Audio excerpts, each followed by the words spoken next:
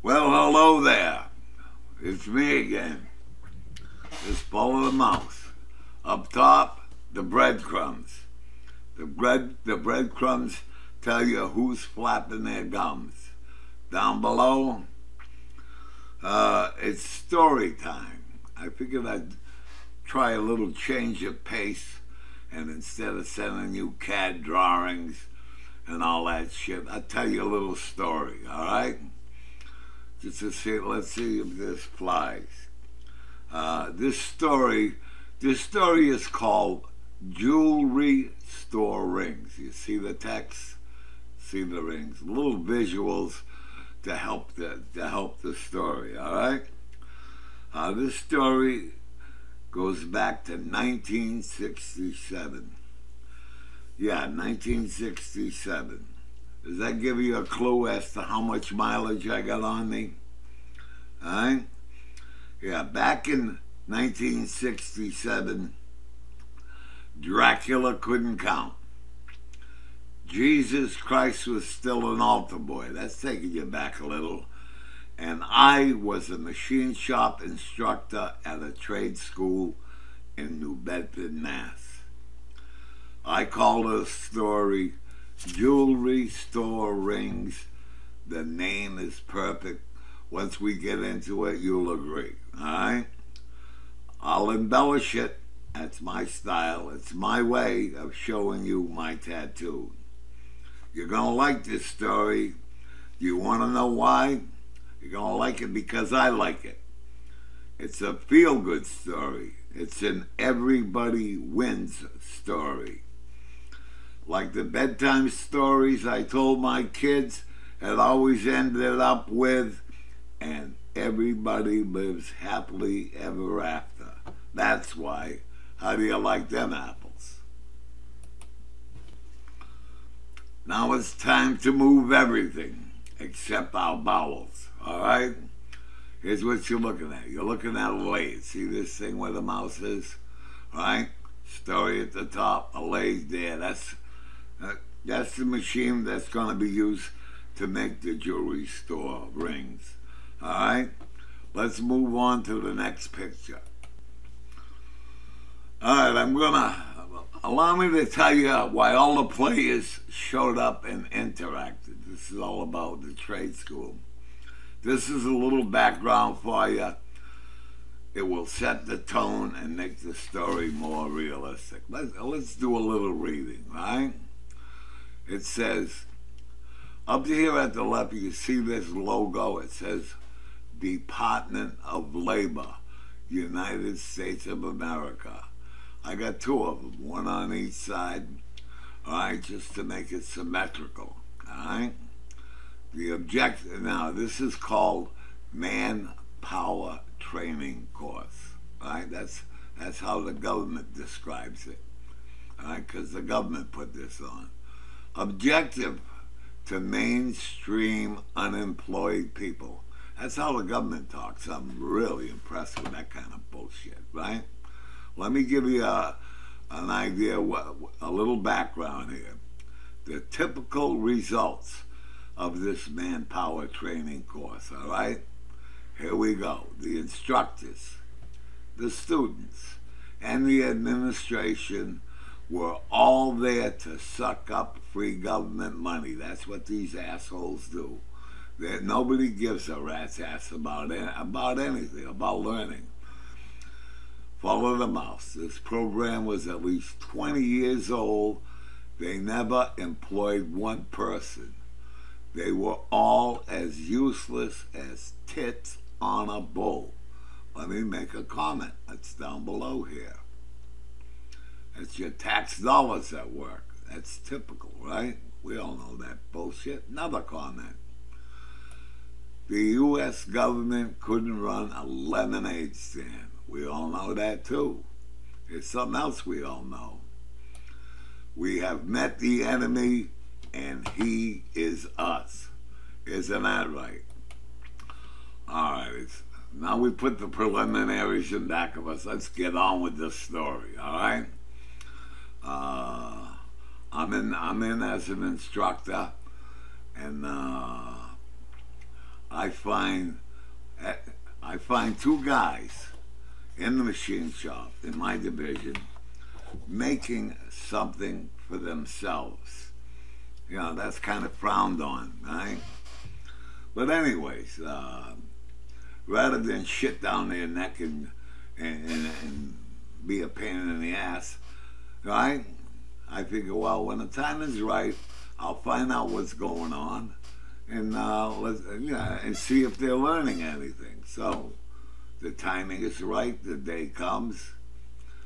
There's a guy in a lathe. You can see over here, I got a picture that depicts that. See, this says instructor, that says student.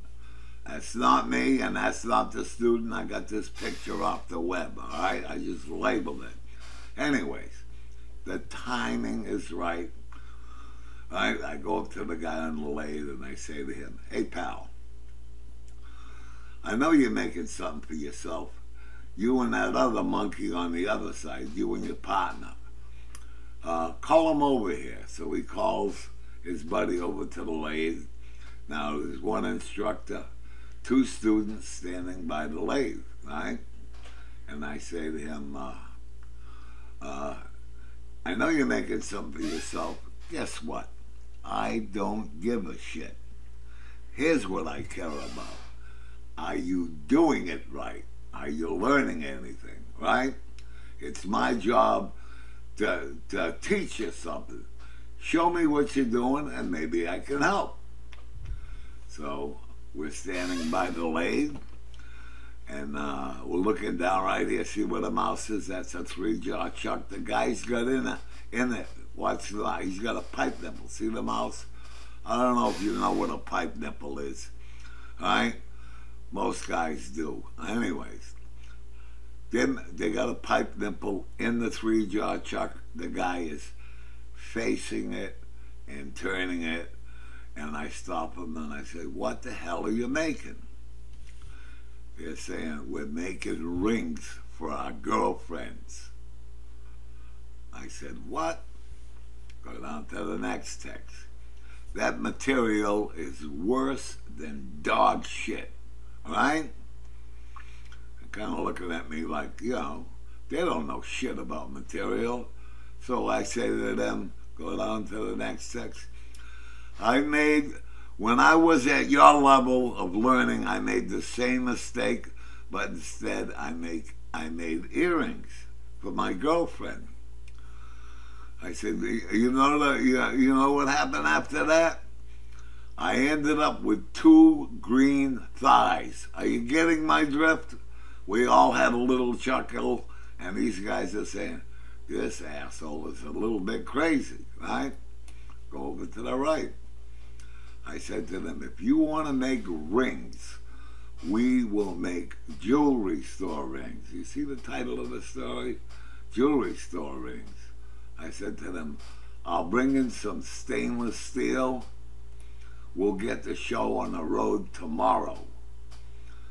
Said, I'm going to advise you to pack a lunch.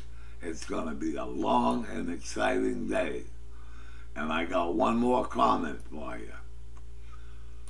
You see the rings you're making? I wouldn't give that piece of shit to a hooker. I forgot to mention something.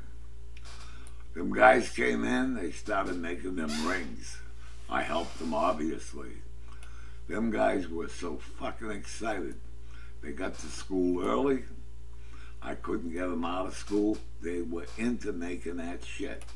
We spent a lot of time. They learned a lot about machining. They learned a lot about materials. All right? These guys were into that shit. All right? So anyways, just wanted to mention it, forgot to mention it. These guys were on board. Oh! All right. Now the next step in the story. You see what it says? You see this guy in the picture? I had motorcycle freaks in my class, a number of them. This guy in the picture. Does he look happy? He's so fucking happy he wouldn't change places with Jesus Christ. All right? All right? We're talking about just like the jewelry store rings, we're into motorcycle parts now. All right? So let's go to the text, get the story on the road. See up here? The same jewelry store ring scenario migrated to other students who own motorcycles. I mentioned that already. After a couple of interactions, like the other guys, I caught them doing government jobs, I allowed and encouraged that they make parts for their bikes, right? The response was amazing. Right here, it says, it was like I lit a fire under their asses. I had a positive attitude tsunami on my hands. Obviously, we know what a tsunami is. That's heavy-duty shit. Let me bring this up a little. Like the jewelry store rings, they didn't want to leave the shop. Right? They came in early, couldn't get them out of the building. They were hopped up on motorcycle parts. I'm going to lay a few bullet points on you, right? Here's how that evolved. First bullet point. We had meetings. We held some meetings to exchange different ideas. Ideas about motorcycles, motorcycle parts, materials, and all the things that are involved in making those parts. Next bullet point. Motorcycle slang and machine shop terminology blended into one language. Now these guys were articulating. You like that big word, articulating? The way they spoke was different. All right? They were getting into this shit. All right, next bullet point. In order to make those parts, you needed creative machine tool setups to accommodate customized motorcycle parts. Well, that's where I come in. I'm hep to that shit, you know?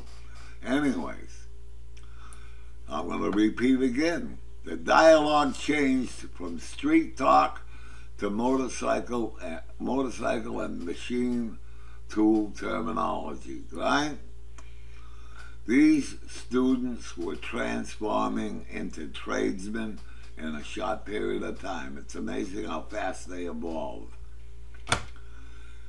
Next bullet point. They entered the program looking for a free government giveaway, like I mentioned, right?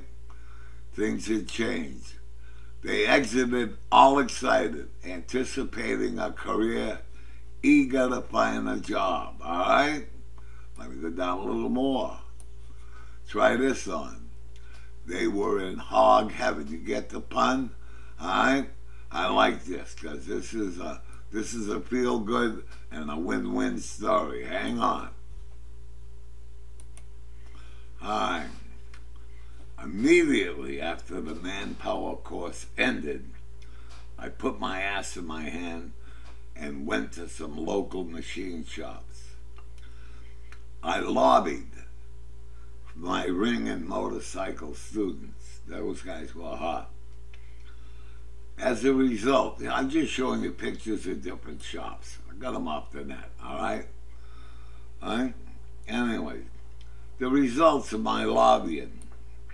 4 guys got jobs, all right? Try this on. That's 400% better than the previous 20 years. Let me ask you this. What's the big difference? The difference is somebody gives a fuck.